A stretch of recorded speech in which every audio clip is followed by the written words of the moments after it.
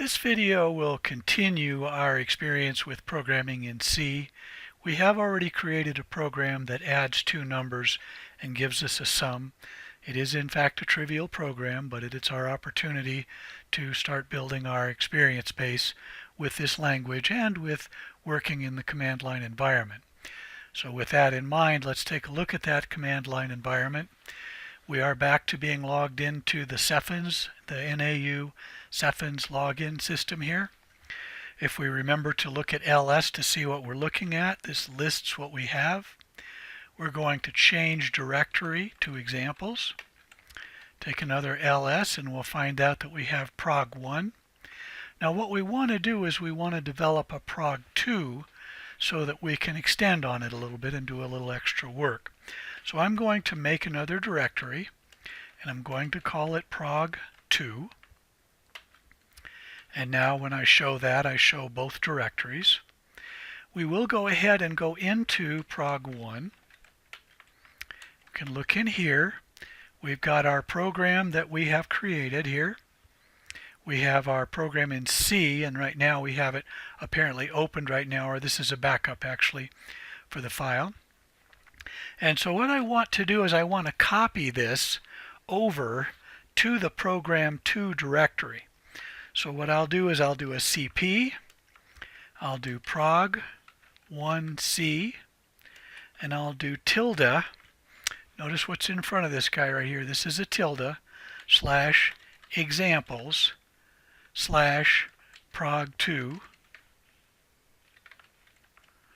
And we put a slash there if we want to. And with that in mind now, we'll punch that button. We don't see much happen here. But now if we come up out of prog1 and we go into prog2 and we do a list, then in fact we see our prog1c. Alright, I'm going to use another command called reset because I want to put most of our work, or as much of our work as I can, at the top of the screen. So this takes us up to the top of the screen. And we will go ahead now. I want to list what we have here. So now what I want to do now is I want to rename this file, and that's done slightly differently here. It's going to be called move, and we'll do an mv prog1c prog2c. It will move it from one to the other, and essentially it's just a way to rename it. And now when we list it, we have a prog2c. And we can now jump into our gedit and do our prog2c. Remember, we'll do an ampersand so that we'll still have access to the command line while we're working in gedit. This will open up the program. We can see a few of these warnings here. We'll see we're familiar with that. No big deal. We'll go ahead and bring our window into the screen here. And this is what we last had the last time we were working in here. What I want to do now is very simply add another function to this program. And what I want to do is I want to, instead of having this math done here, I want to make a function that's called add values. Okay? Now anytime I do a new function, I'll come up and I'll make a new, what I can do, I'm going to copy this guy right here and cheat a little bit. And this was called add values. It, in fact, accepts two integer values as parameters, returns a double sum. The precondition is two values are integers. Post condition is that we will return double sum as specified. No exceptions on this, and we can make a note here, demonstrate creation of supporting function. Now once we've done this, we can create a stub function, and this stub function will be double add values. We'll take one value another value, create our function structure. And the one thing we need to do here is we need to put a return in here, but let's do this a little differently here. Let's go ahead and compile it without this. So I'm going to save this. I'm going to go to my command line here. I'm going to reset back to the top.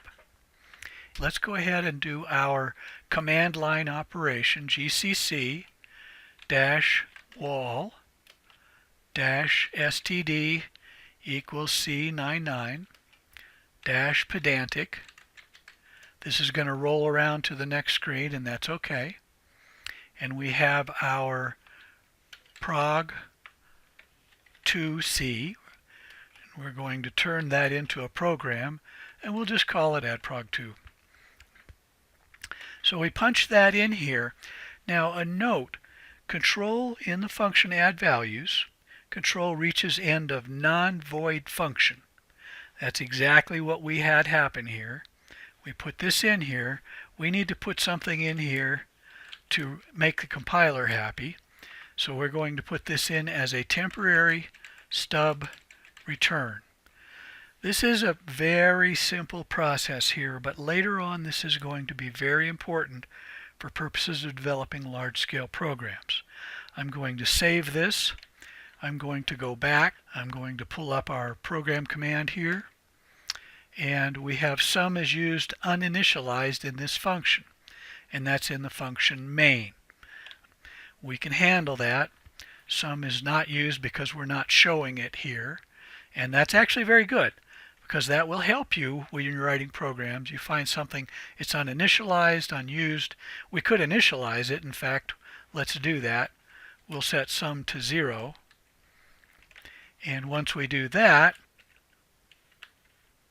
then we have a happy compiler.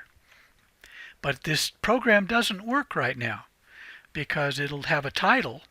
It'll enter 2 values, but we don't have the processing part done here. So let's make that work. Now the processing part right here is really going to be very simple. I'm very simply going to return a double. This is how you cast in C. One val plus another val. I will save that, and I will bring up top of the screen, and we have a happy compiler, so we're good there. We'll come down here, and we will simply say sum is assigned addValues, and that's the name of our function, addValues,